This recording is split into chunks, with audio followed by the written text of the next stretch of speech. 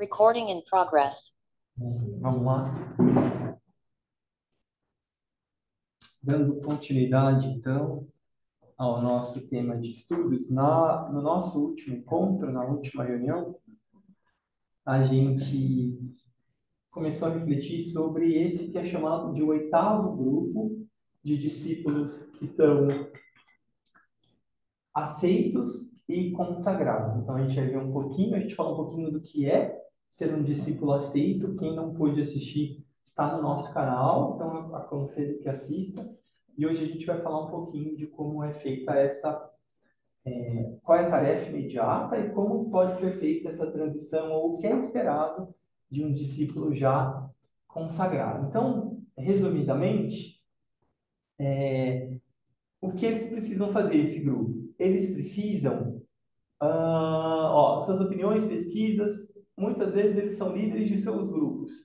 E eles já estão num processo de transição da energia ou da polarização do plexo para o coração. Então, eles não têm mais, ou pelo menos não têm mais a tendência a se colocarem como centros dos grupos. Eles já começam esse processo, na verdade, já tem algum adiantamento nesse processo de levar o centro, o núcleo do grupo para o propósito e não para eles como indivíduos. Se enxergar ou querer se colocar como líder de um grupo é uma característica ainda de uma polarização de plexo solar. Então, o indivíduo que está fazendo essa transição, que em alguma medida já alcançou o despertar das pétalas do cardíaco, ele já não tem mais essa tendência. Pode ser que em alguma medida ele ainda faça, pode ser que em alguma medida os membros do grupo tentem fazer isso, mas a tendência cada vez maior é que ele vá levando o centro do grupo para o propósito grupal, para o dharma do grupo, para a causa, o objetivo, e não para ele ou para qualquer outro indivíduo do grupo. Isso é um ponto importante. Então, ele já está no processo de ajudar o grupo a se unificar e não mais a ter outras separações.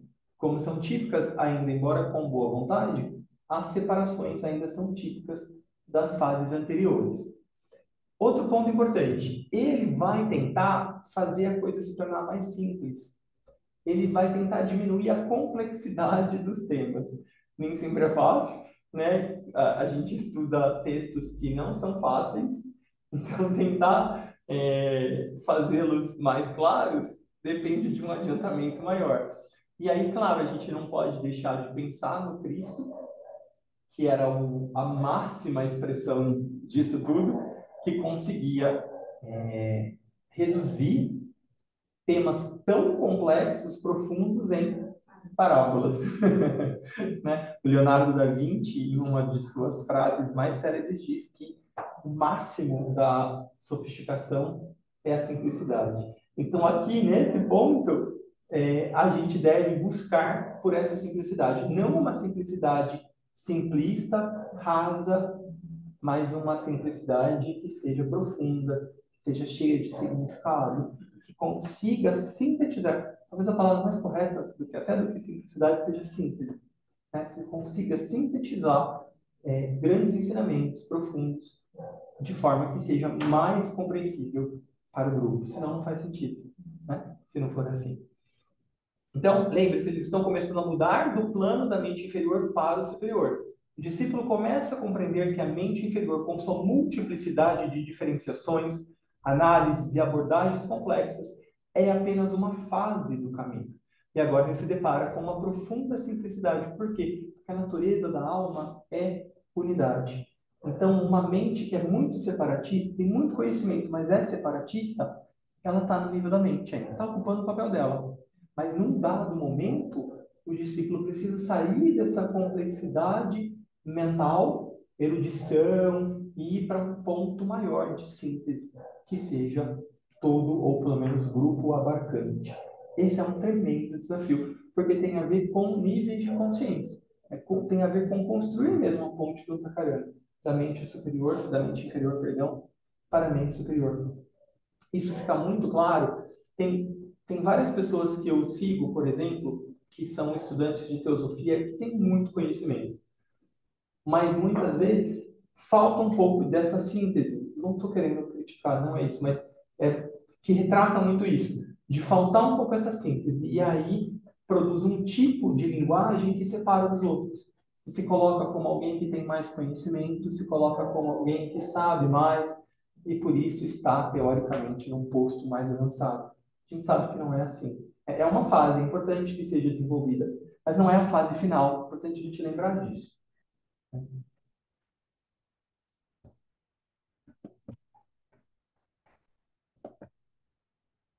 Aqui, então, um discípulo consagrado, que já é como se fosse o 8 mais desse plano. Ele já vive uma vida de serviço, removendo a complexidade e praticando a magia da alma, ou a magia branca, como é chamado. Esse termo vem sendo discutido, porque era um termo utilizado, mas por conta da própria forma como a gente lida hoje, especialmente, né, no Brasil, que é um país que tem um racismo estrutural, alguns termos também estão sendo revistos. Claro que quando a gente está pensando em textos que são mais antigos, a gente não tem muito essa mudança, mas dentro dos estudantes mais jovens, isso tem sido magia da alma, tem sido o termo, substituindo o magia branca. Então, o que um discípulo consagrado tem em mente? O que é a tarefa imediata dele? Praticar a divina indiferença, que é aquele estado não de indiferença em relação aos outros, mas de indiferença em relação ao seu próprio corpo emocional, independente do que aconteça, manter um estado de serenidade.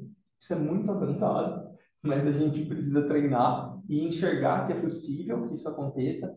A gente estudou um pouco disso no nosso grupo da meditação da manhã. Também aconselho quem quiser dar uma lida, procura lá no nosso canal, porque a gente falou algumas vezes sobre como a Sagioli fala sobre essa técnica dentro das técnicas de psicossíntese.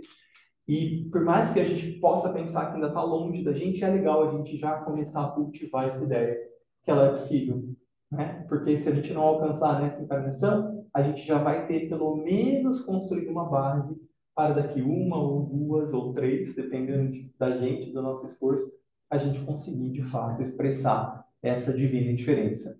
Um trabalho em grupo cada vez mais engajado e cada vez mais eficaz. O cultivo da coragem, né? Coragem é uma palavra que vem de core, de coração. Então, é o cultivo e a expressão do chakra cardíaco, no fim das contas. O uso correto da vontade, então começar a manejar essa energia de vontade, saindo da polarização emocional do desejo, indo para uma vontade que é firme, uma vontade que é certeira, uma vontade que é para o bem. Né? Tem um estudo super bacana também do Assagioli, tem um livro dele, que a gente tem aqui, que se chama O Ato da Vontade, onde ele faz um tratado super bacana sobre as diversas etapas do desenvolvimento da vontade, as diversas qualidades que a vontade tem, as diversas formas que a gente pode implementar a vontade. E uma devoção que é elevada, uma devoção que é verdadeira, uma devoção que é a marca dos místicos, agora ela é mais pura ainda, ela é mais sem nenhum tipo de intenção, é uma devoção real mesmo à sua própria alma, à alma dos indivíduos ao redor, à alma da humanidade, à alma dos reinos chamados inferiores. Então é uma devoção mais profunda e mais elevada. O discípulo consagrado é essencialmente alguém que se comprometeu com uma vida de serviço. Dizem-nos que a citação do discípulo consagrado ensina principalmente pelo que ele é e por dar tudo de si, ou seja, é um ensinar através do exemplo. Todos aqueles que ele encontra se move externamente, espontaneamente, quando existe a possibilidade de contato. Então, um discípulo consagrado é alguém que expressa a boa vontade, porque a boa vontade é uma vontade interna de ir em direção ao outro. Né? Tibetano fala, a boa vontade é a pedra de fundação para a paz. Né? Por quê? Porque o indivíduo de boa vontade, ele está buscando cooperação, ele está buscando integração. Então, onde ele percebe que existe uma possibilidade de ir em direção ao outro, de tocar o outro, e assim o faz. Então, são metas aqui para a gente, né? Para a gente ter em mente. Almejando, a gente vai construindo internamente força, subsídio, substância para expressar isso. Mesmo que discordemos de algo, temos a capacidade de ser gentis e amorosos, de chegar a um ponto em que concordamos em discordar e manter um clima de respeito intacto. Nesse ponto, não há mais reatividade emocional, ou especialmente o orgulho de querer estar certo, de provar que tem razão. Isso é tudo o discípulo consagrado já deixou para trás. Isso pode ser visto independente do ramo que ele esteja. Se ele estiver no ramo da política, se ele estiver no ramo da educação, da ciência, das artes, da religião, né? Como discípulo consagrado, estamos engajados no serviço de uma forma mais sincera. Os motivos egoístas estão sendo cada vez mais eliminados. E todos os glamoures, mesmo aqueles de uma percepção mais sutil, estão sendo removidos. Aqui é um trabalho muito específico já de preparação para os finais aqui, para os finalmente da experiência terrestre. Então, isso é algo bastante avançado. Então, enfrentar o problema da simplicidade, a gente já viu. Com sua potência penetrante e rápida compreensão, ele aprende a utilizar a sua intuição. Não é essa intuição que a gente entende, né? Como, estou com uma intuição que vai chover. Não é isso, né? É aquela intuição de plano búdico, né? De verdade, é uma intuição que produz uma clareza na mente, né? Porque ele está passando para o plano do anjo solar, que é o plano da nossa própria alma, né? Então ele vai essa simplicidade ajudará o discípulo consagrado a dominar a magia da alma. Magia, o que é magia? De novo, um conceito místico, né? A gente pode falar, está fazendo mágica. Não, não é isso. Né? Magia é a capacidade de explorar os insights espirituais e transformá-los em formas de pensamento, que podem elevar, iluminar e influenciar o mundo para melhor. Então, quando o tibetano traz esse livro, que é o Tratado de Magia Branca, ele é chamado de um manual do discípulo. Por que ele é tão importante? Porque ele é um livro, o tibetano diz que é o livro que ele trouxe essa forma de pensamento construída, que seria capaz de, através, claro, não só do estudo, né, mas estudo, meditação e serviço, seria capaz de levar um discípulo ou um grupo de discípulos probatórios para um estágio de discípulos aceitos. Por quê? Porque nesse livro está ensinado passo a passo como alcançar esses insights. Então, todo o processo de construção do Takarana para chegar e ter algum tipo de acesso à alma, principalmente através da meditação.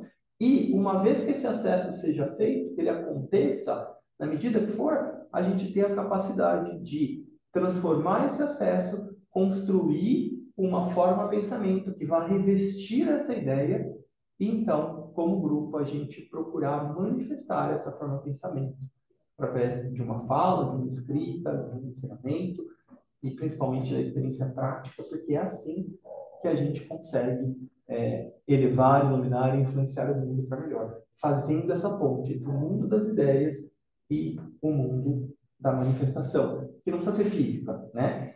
No primeiro momento, a gente deve se treinar para construir a ponte. Então, em alguma medida, acessar esses insights, e quando a gente está em grupo, a possibilidade é muito mais real de ser feito do que individualmente.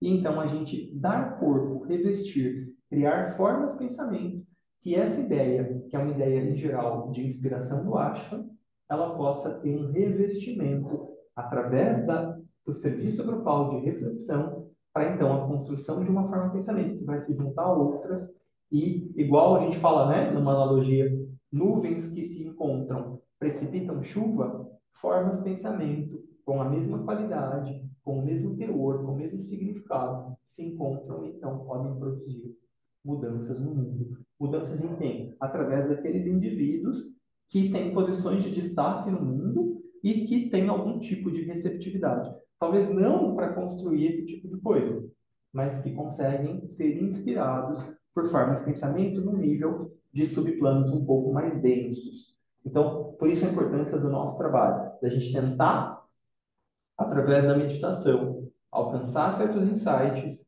e pode ser uma reflexão, pode ser um texto, pode ser um livro, não importa o que seja, mas aí a gente conseguir revestir esses insights, essas formas de pensamento, de modo que um dia elas possam vir a inspirar pessoas que estão em cargos de liderança no mundo e que possam, então, implementar tudo isso, que para a gente ainda é uma ideia, na vida prática, na vida concreta. Então, um dos pontos importantes que a gente vem falando, desse concílio da hierarquia, que ocorre todo ano 25 de cada século, é justamente porque é nessa etapa que novos planos, novos alinhamentos do planeta acontecem. Então, se a gente conseguir, em alguma medida, estar alinhado com isso, a gente vai ter mais facilidade de tentar captar um pouco que seja isso tudo e tentar entender um pouco melhor qual que é o nosso trabalho para a gente fazer isso alinhado com o trabalho dos grandes. Tudo isso é muito subjetivo, por isso que é importante o refinamento da técnica, o refinamento da meditação. Por isso que é tão importante que a gente vá deixando que o nosso corpo emocional pare de nos dominar. Porque onde a emoção está presente, a alma não se comunica. Porque ela rouba a nossa atenção, e aí eu estou pensando o que eu vou fazer depois, como é que eu vou fazer, aí a gente se dissipa. A alma precisa, lembra do trabalho de Hércules? Que ele vai lá, espera o lago estar tranquilo, um ano perseguindo a força, aí ele pega ela. É isso que a gente precisa, deixar o nosso corpo emocional se acalmar, e aí a comunicação pode vir e pode nos tocar em alguma medida. É nesse aspecto que a gente, mesmo estando tão distante ainda, a gente já está, através da meditação, exercitando a divina indiferença, né? Mesmo que ainda de forma bem rudimentar. Eu penso que o trabalho de autodesenvolvimento, ele sempre visa, né? A gente não sabe ainda que ponto a gente está, né? Mas é importante a gente não ter pressa, mas também não perder tempo. Então, entender, né? Se eu não conseguir nessa encarnação, não é perdido, eu estou construindo para as próximas. Um dia eu vou chegar lá. Né? E se a gente fizer isso em grupo, a chance que a gente tem é infinitamente maior do que se a gente tentar isso individualmente. Então, um ponto, né? Citando isso, né? Devem trabalhar na mudança do plano da mente inferior para superior para captar as formas de pensamento acerca do plano criados por sua própria alma. Lembra que a gente fez a nossa meditação hoje um pouquinho diferente? Eu falei sobre isso? Sobre o plano que a nossa alma, a gente fez no sábado, né, Rô? O plano que a nossa alma criou, ela está inspirando a gente o tempo todo. Isso que eu falei em termos achônicos está acontecendo com a gente. A nossa alma cria uma forma de pensamento do plano para a nossa encarnação e o tempo todo essa coitada fica tentando lá irradiar para ver se a gente dá uma respostinha. E a gente, em geral, está tão ocupado com as nossas questões que a gente nem abre um espaço para essa comunicação. Aí vem um tapa, a gente não entende. Ah, como Deus não está sendo bom para mim. Né? Vem outra coisa, opa, peraí, deixa eu voltar um pouco para o eixo. Quando volto, né? Então, a importância da gente criar um espaço. Criar um espaço sem expectativa, mas estou criando um espaço para minha alma se comunicar comigo. Talvez eu não alcance, talvez eu não compreenda, mas eu estou construindo um espaço. Isso é o mais importante para a gente agora. Individual e grupalmente. Parar, estou construindo um espaço de alinhamento. Invoca a alma, imagina. Isso é muito que a gente pode fazer, muito. A gente não consegue nem imaginar o que hábitos simples como esse podem provocar no curso das nossas próximas encarnações. A gente nem consegue ainda mensurar isso. E é algo simples, a gente pode fazer isso. A gente está vivo, encarnado nesse momento. A gente tem acesso a tudo isso. É possível fazer, por pouco tempo que seja. O livro Um Tratado de Magia Branca, da Bailey, é, em grande parte, sobre o discípulo consagrado, removendo os problemas dentro da sua mente, dentro das suas emoções e até dentro do seu corpo etérico. As intuições serão muito mais precisas quando nos tornarmos iniciados, mas a construção para isso é nessa fase, e é na fase do probatório, na verdade. Né? O trabalho de se tornar íntegro e de se fundir, a gente tem falado muito de integração, para que os corpos sejam purificados o suficiente e essas verdadeiras intuições possam começar a se manifestar em suas mentes, continua. As ideias estão sendo filtradas do plano búdico para o plano da mente. E muitas vezes elas são abortadas. Elas são abortadas por quê? Por conta dessa nossa instabilidade. Uma das coisas que o tibetano fala, e outros autores, o discípulo é alguém que é estável. Então, a gente procurar ter uma... Por que ele chama discípulo? Porque ele tem disciplina. A disciplina provoca estabilidade. Senão, a gente fica assim, ó. Tomara eu tive um dia lindo, estou iluminado. Sonhei com Jesus, está tudo bem. no outro, estão ali, criando caso. Então, e é da nossa natureza. E tá tudo bem. Só que é importante a gente começar. Então, se a minha curva é assim, ó, meio bipolar, que a gente vai fazendo uma ondinha menor, uma marolinha, até que a gente fique igual o Medina, coitado ontem, né? Não tinha nada. Fiquei morrendo de dó.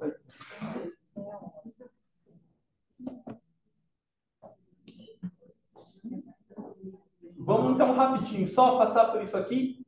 Não vou falar muito, porque tem no nosso canal. Eu recomendo, procurem lá, na playlist de meditação criativa. Tem um texto que o Assagioli trouxe super, super bem resumido sobre a divina indiferença. Quem não achar, manda para mim, eu tenho um arquivo escrito sobre isso. É super importante, né? A gente, não vou falar para a gente conseguir passar, né? A relação da divina indiferença com o serviço grupal, esse eu vou falar porque é importante a gente frisar. O trabalho em grupo não é fácil, como demonstram as regras para iniciação grupal no livro Raios e Iniciações. Então, a Bailey escreveu aquele livro que a gente estudou as regras para iniciação, que se chama Iniciação Humana e Solar, em 1919. No final da encarnação dela, ela escreveu um outro livro chamado Raios e Iniciações, falando sobre regras para iniciação em grupo, porque o olhar da hierarquia está mudando para iniciar discípulos e para iniciar grupos, porque o trabalho cada vez maior da hierarquia não é através de discípulos, é através de grupos. Então, o que acontece? A própria Alice Bailey diz que não foi capaz de manter o seu grupo unido. Olha só, uma iniciada de terceiro grau, que ó, o celular do mestre não conseguiu. Então, a gente não é fácil, porque uma pessoa se dói, a outra pessoa fica com ciúmes, aí a outra fica brava, fica chateada, aí não gostei do que você falou para mim, me melindrou. Todas essas questões emocionais estão presentes na vida do grupo, não adianta, porque elas estão presentes na nossa sociedade, estão presentes em cada indivíduo. Mas aqueles que estão se prestando a um trabalho têm que abandonar isso, gente. Tem que abandonar. Não conversou, não gostou, tem maturidade, conversa. Troca em miúdos, fala o que não gostou, vamos ser mais maduros, porque senão a gente não vai conseguir realizar o nosso trabalho. A Bailey não conseguiu, quer dizer, não conseguiu mentira, né? Muita coisa ela conseguiu. Ela não conseguiu nesse aspecto, né? Então, ela, devido à personalidade ainda serem dominantes, a meta é encontrar um grupo de serviço para trabalhar. Se a gente encontrou um grupo de serviço, ó, a gente não tem nem ideia do que é isso, em termos do que pode representar para a nossa evolução. Ser receptivo às ideias e trazê-las para o plano físico. É isso que a gente deve fazer. Tentar se sensibilizar. Não com o Paulo, que é super falho, não com a Beth, não com a Márcia. As ideias que estão aqui, ó. O que a gente está falando? É disso, é isso que tem que ser a nossa sensibilidade. Não é o indivíduo é falho, é errático, vai fazer cagada, vai acertar de vez em quando, mas as ideias não. É isso que a gente tem que olhar, para essas ideias, se sensibilizar ao que está em jogo. E essa é a nossa meta. E aí, então, a gente conseguir trabalhar em cima disso para manifestar essas novas ideias. Os discípulos consagrados, eles têm um impacto maior no mundo por meio da atividade do serviço em grupo. Então, se em vez de ser um discípulo consagrado for um grupo consagrado, então pronto. Então é muito provável que a hierarquia consiga se exteriorizar, né? Um indivíduo só não faz verão, né? Através do grupo é possível começar a trabalhar como um ashram. Como é que o ashram trabalha? Usando o poder das impressões originadas pela alma, direcionando as correntes do pensamento grupal. Então, o grupo constrói uma forma de pensamento, ele vai moldar essa forma de pensamento e vai irradiar essa forma de pensamento para outras mentes, o que provocará mudanças definitivas na consciência da humanidade. Claro que a longo prazo, mas essa é a ideia, né? E a gente tem a possibilidade de fazer isso, na medida que for a nossa. Claro que sem maestria, mas é possível a gente começar do ponto que a gente está. Um ashram é uma fonte, esse é o último, tá? Por causa do nosso horário. Um ashram é uma fonte emanante, ou seja, o ashram está igual a nossa alma. Está o tempo todo ali, ó, criando impressão hierárquica sobre o mundo para a expansão da consciência. Por isso que a gente diz que o plano é dinâmico. A hierarquia cria um plano e irradia uma impressão. A humanidade responde ou não responde? Ela reforma o plano para que consiga, de alguma forma, acessar a gente, inspirar a gente. E o trabalho da nossa alma é o mesmo. A nossa alma tenta aqui, ó, inspira, não deu certo, reconfigura. Ah, eu vou por esse caminho. Ah, isso aqui é dinâmico.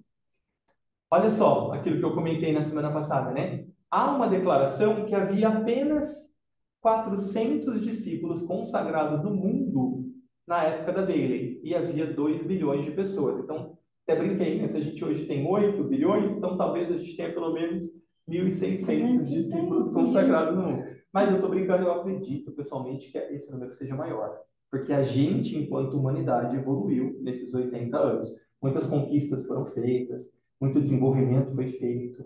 Então, eu penso que a gente já esteja num número maior. O que mostra, então, de qualquer forma, quão raros são os discípulos consagrados. Seu objetivo é conseguir mobilizar um grupo em torno deles, ser capazes de ser eficaz no mundo, mudando a consciência da humanidade e criando uma mudança de paradigma que ajude a humanidade a se mover para frente. Então, depois eu faço um outro vídeo com os slides que estão faltando, porque a gente já passou o nosso tempo. Mas vou parar aqui a nossa gravação.